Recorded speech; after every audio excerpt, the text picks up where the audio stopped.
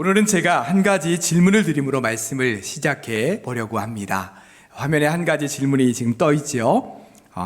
바늘 끝 위에서 몇 명의 천사가 춤을 출 수 있을까? 굉장히 엉뚱하고 뜬금없는 질문인 것처럼 아마 들리실 겁니다.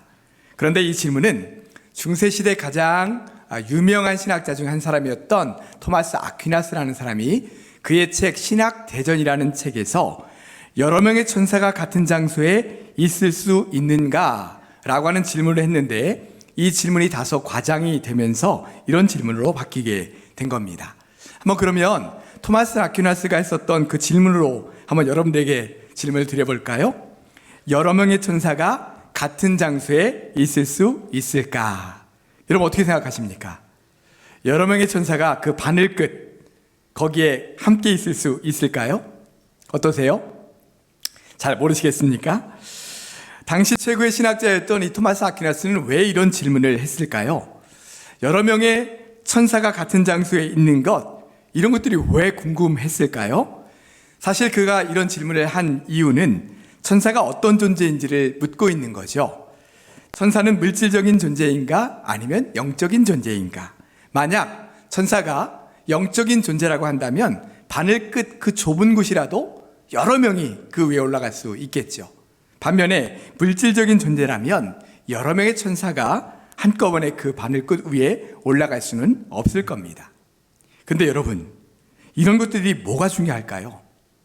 천사가 물질적인 존재인지 영적인 존재인지, 바늘 끝 위에 천사가 여러 명이 올라갈 수 있는지 없는지, 이런 것들이 도대체 왜 중요합니까? 사실 이 질문 하나만 봐도 중세시대가 얼마나 신앙의 본질에서 멀리 떨어져 있었는가라고 하는 것을 우리가 짐작해 볼 수 있습니다. 여러분, 유럽에 가면 가장 유명한 관광지들을 이렇게 가보면 어느 곳이든 빠지지 않고 있는 것이 있습니다. 뭐죠? 성당입니다. 하나같이 웅장하고 화려하고 아름다운 성당들이 가는 곳마다 있습니다. 믿지 않는 사람들조차 그 성당의 웅장함과 아름다움을 보면서 탄성이 나올 정도지요.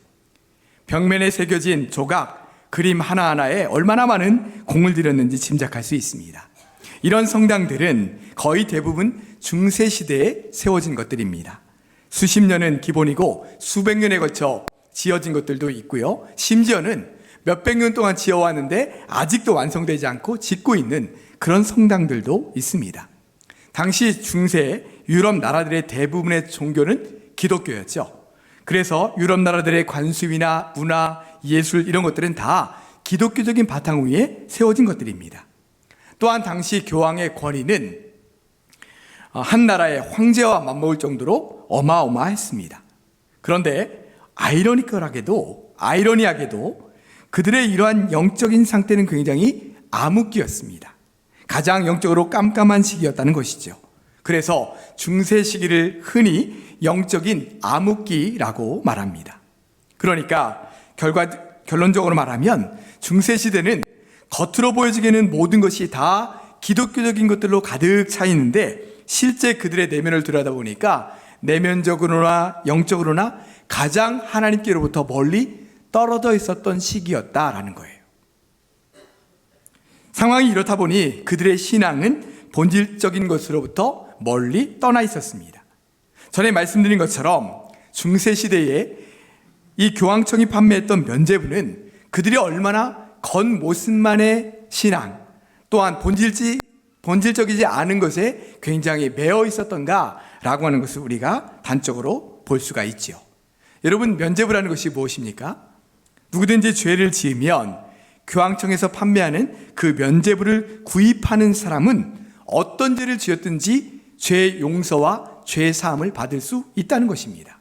심지어는 죽은 사람의 죄까지도 사함을 받을 수 있다라고 했죠. 그래서 죄를 많이 지어 지옥에 갈 영혼도 그의 남겨진 가족들이 그를 위해 면죄부를 구입하면 지옥 대신에 천국으로 갈 수 있다라고 말하는 겁니다.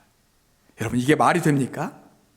왜 그 시대를 영적인 암흑기라고 했는지 그 이유를 알 수가 있지요. 여러분, 죄 사함이나 죄 용서는 어떻게 받을 수 있습니까?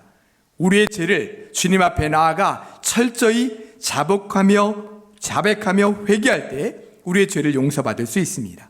그러니까 죄의 용서와 죄 사함은 마음과 영혼의 문제이지 무엇을 주고 사고 파는 것을 해결할 수 있는 문제가 아니라는 거죠.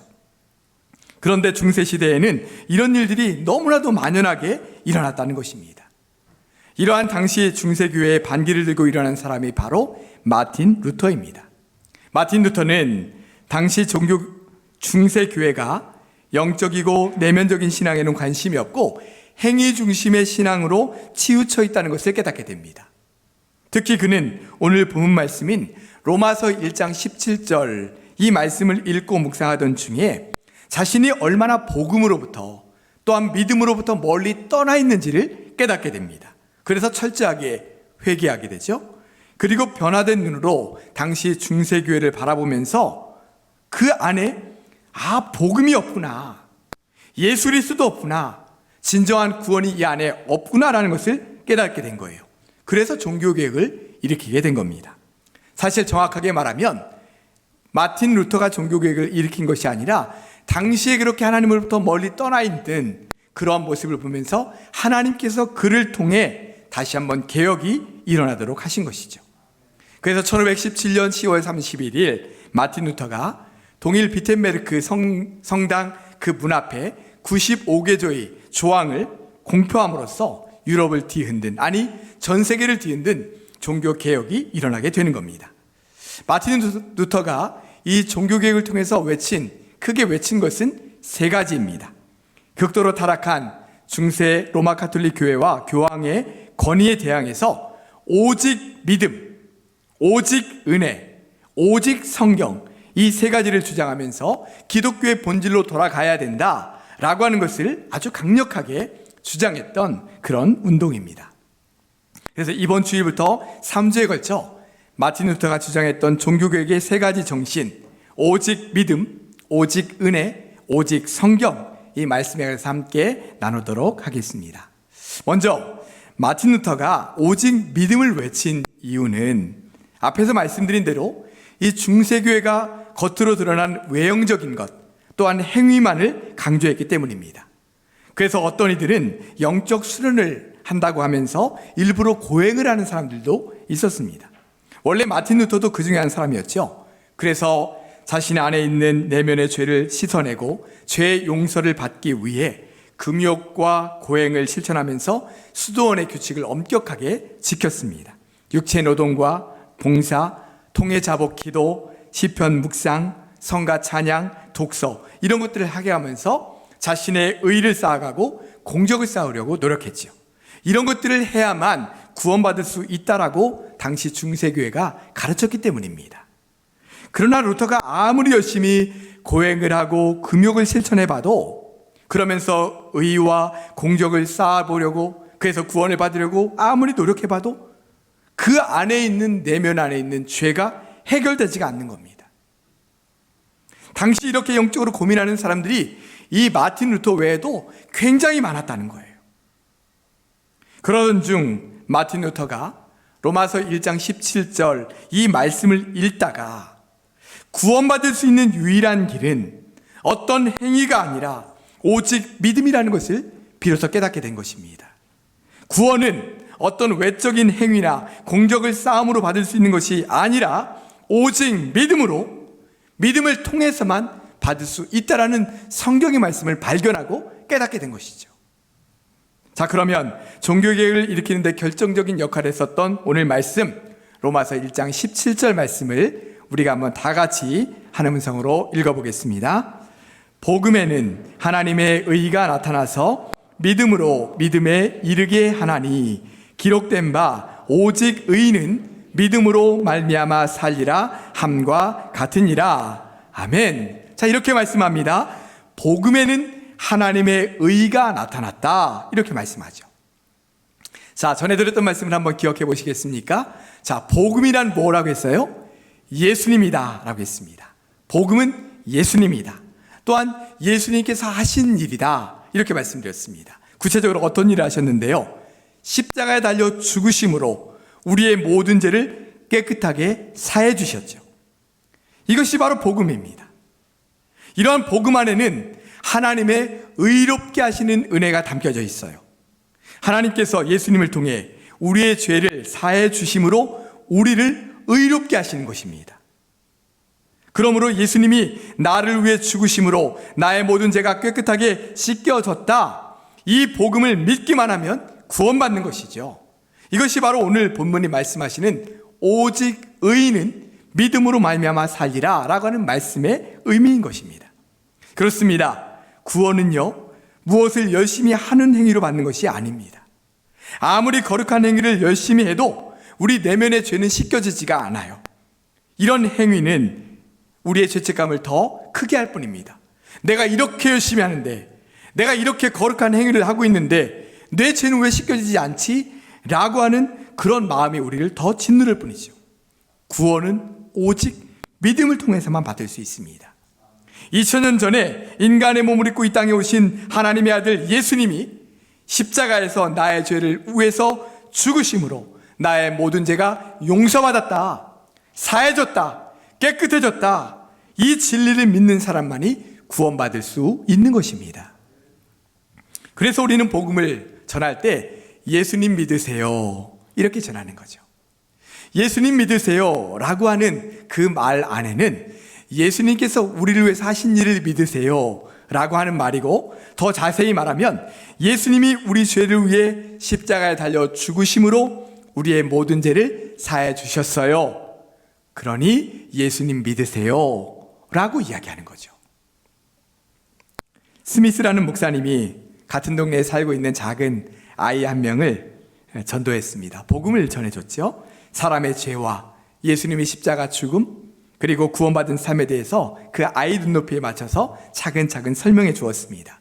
그러자 복음을 들은 이 아이는 그 자리에서 복음을 믿고 예수님을 영접했어요. 그런데 다음 날 이 아이가 다시 교회로 목사님을 찾아온 거예요. 아니, 우리 꼬마 친구가 또 왔네. 그래, 오늘은 어쩐 일로 왔어?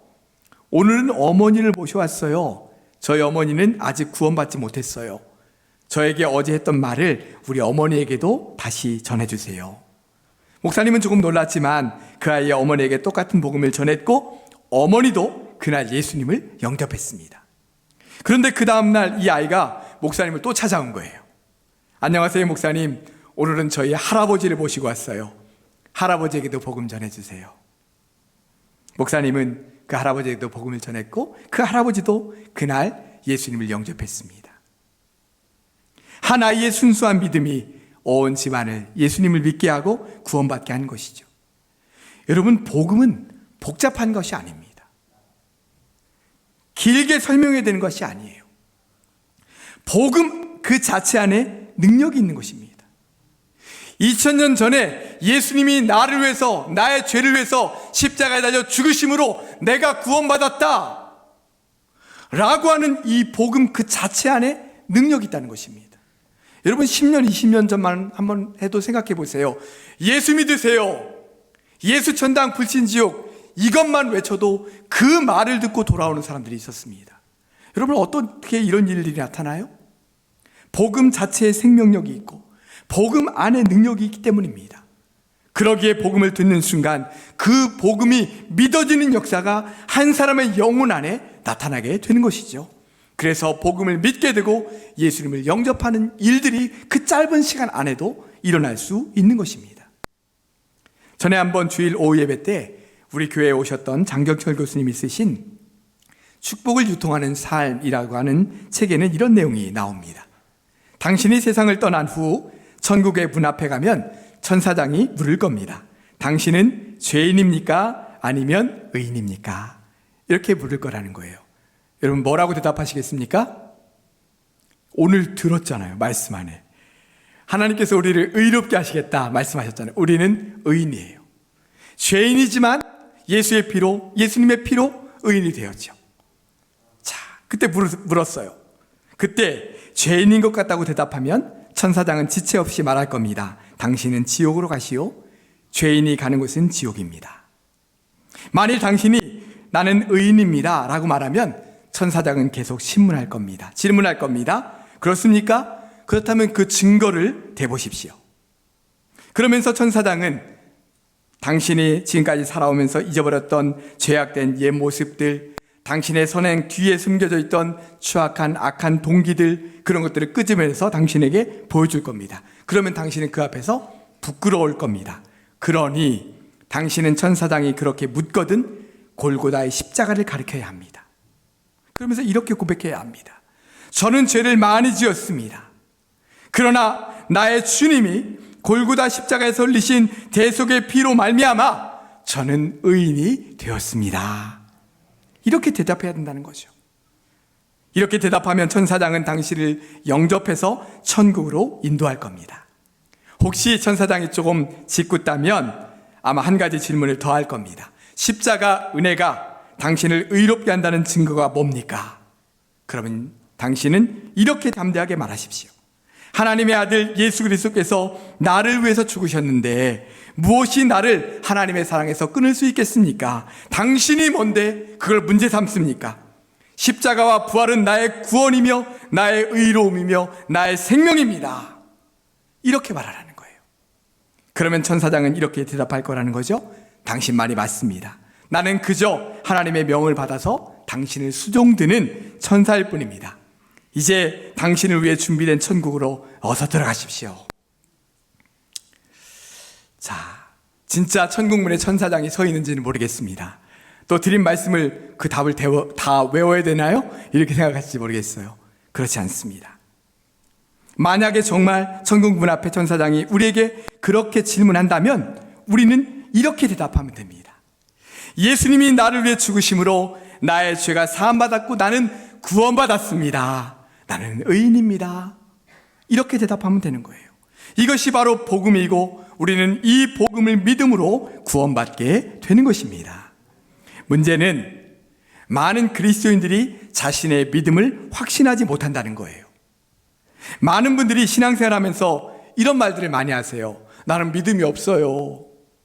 나는 믿음이 부족해요. 이런 말씀들을 많이 하세요. 한 목사님이 집회를 인도하던 중에 있었던 일입니다. 첫날 집회를 마친 후 한 여자 성도님이 이 목사님을 찾아와 면담을 요청했어요. 목사님, 저를 위해 기도해 주세요. 뭐를 위해 기도해 드릴까요? 제가 믿음을 갖고 가질 수 있도록 기도해 주세요. 제 몸이 치유받아야 해요. 아마 자신에게 치유받을 만한 능력이, 믿음이 없다는 말이겠죠. 그 목사님이 대답하셨습니다. 그렇게 못하겠는데요? 이 여자 성도님이 깜짝 놀라서 다시 물었어요. 저를 위해 기도해 주실 수 없다는 건가요? 예, 기도해 드릴 수 없겠어요. 정말인가요? 네, 정말입니다. 저는 자매님을 위해 한마디도 기도할 수 없습니다. 자매님이 믿음을 가질 수 있도록 기도해 드릴 수 없습니다. 그렇지만 저는 치유를 받아야 돼요. 믿음이 있어야 돼요. 이때 목사님은 그분에게 이렇게 말씀하셨습니다. 자매님은 성도이시죠? 네, 성도입니다. 그렇다면 믿음이 없는 성도가 있을 수 있나요? 어떻게 믿음이 없이 성도가 될 수 있죠? 저는 자매님이 믿음을 갖도록 기도할 필요가 전혀 없다고 생각합니다. 자매님은 이미 믿음을 갖고 있기 때문이죠. 그러니 자매님이 갖고 있는 믿음을 가지고 먼저 하나님께 기도하십시오 라고 말한 이후에 이 목사님께서 그분을 위해서 기도해 주었다고 합니다. 그렇습니다. 나는 믿음이 없어요 라고 하는 분들의 말을 들어보면, 말씀하시는 걸 들어보면 그분들 속에는 작은 믿음이라 할지라도 분명히 믿음이 있어요. 그런데 자신 안에 있는 그 믿음을 확신하지 못하는 것이죠. 여러분, 이 믿음이 얼마나 중요한지 모릅니다. 믿음은 우리의 신앙생활 자체를 완전히 바꿔놓을 수 있습니다. 능력 없이 흔들리고 넘어지던 신앙이 확고한 믿음을 가지면, 확신을 가지면 담대하고 능력 있는 신앙생활로 바뀌게 되는 것이죠. 자, 베드로가 물 위를 걸었을 때를 한번 생각해 보겠습니다. 베드로와 제자들이 배를 타고 바다를 건너고 있었습니다. 그런데 갑자기 광풍이 불면서 제자들이 타고 있는 이 배를 마치 뒤엎을 것 같은 그런 지경이 되었어요. 이때 저 멀리서 물 위를 걸어오는 형체를 또 발견하게 됩니다.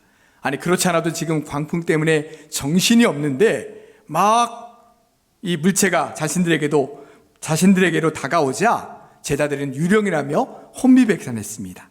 그때 그 형체로부터 음성이 들려오죠. 안심하라, 나다. 그러니 두려워하지 말아라. 들어보니 예수님의 음성이에요. 이때 베드로가 말합니다. 만일 주님이시면 나를 명하사 물 위로 오라고 해주십시오. 예수님께서 오라 말씀하셨죠? 그러자 베드로가 정말 배에서 내렸습니다. 그리고 물 위를 뚜벅뚜벅 걸어서 예수님을 향해 걸어가는 거예요. 베드로는 지금 무슨 정신인지 모릅니다. 예수님이 오라는 말씀하시는 순간 정말 배에서 내려 바다 위에 섰습니다. 그리고 예수님을 바라보며 물 위를 걷고 있는 거예요. 그 순간 놀라운 기적이 그 앞에 나타난 거죠. 자, 그렇게 끝까지 잘 갔다 오면 얼마나 좋았을까요? 그렇게 잘 걸어가던 베드로가 그 순간 바람을 보았습니다. 그러자 내가 지금 물 위를 걷고 있네. 그런데 지금 바람이 저렇게 거세게 불고 있네. 이러다 물에 빠지는 거 아니야? 라고 생각하는 순간 정말 물속에 빠져갔습니다. 베드로는 예수님을 향해 외쳤죠. 주여 나를 구원하소서. 그러자 예수님께서 손을 들어 내밀어 그를 붙잡아 주셨습니다. 그러면서 이렇게 말씀하셨어요. 믿음이 작은 자야 왜 의심하였느냐. 믿음이 없는 자야 라고 말씀하시지 않고요. 믿음이 작은 자야 왜 의심하였느냐, 왜 이 일에 의심하였느냐 라고 말씀하시는 거예요.